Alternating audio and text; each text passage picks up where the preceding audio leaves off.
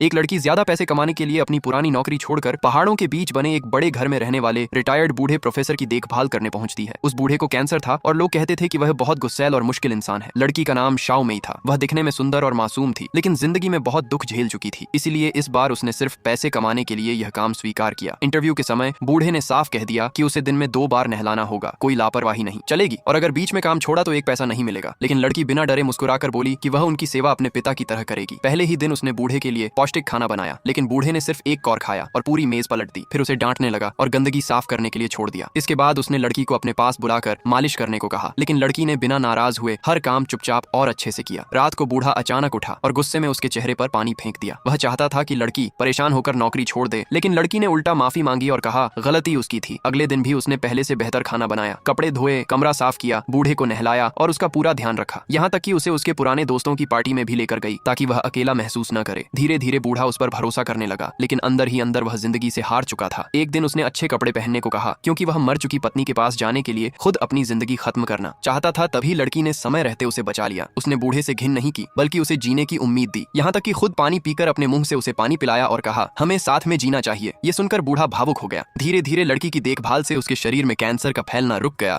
और उसके अंदर जीने की इच्छा वापस आने लगी। लेकिन इसी दौरान बूढ़ा लड़की से प्यार करने लगा। वह खुलकर अपने दिल की बातें करने लगा और यहाँ तक कह दिया कि वह उससे शादी करना चाहता है। लेकिन लड़की ने साफ कहा कि वह सिर्फ उसकी देखभाल करना चाहती है। उसके मन में ऐसा कुछ नहीं है। उसने बूढ़े से दोबारा ऐसी बातें न करने को कहा। बूढ़े को लगा कि लड़की उसे सिर्फ उसकी उम्र की वजह से ठुकरा रही है। वह दुखी रहने लगा और एक रात लड़की के कमरे के बाहर बैठकर चुपचाप रोने लगा। यह देखकर लड़की का दिल पिघल गया। वह उसे सहारा देकर कमरे में लाई और खुद भी उस रिश्ते की तरफ एक कदम बढ़ाने का फैसला कर लिया।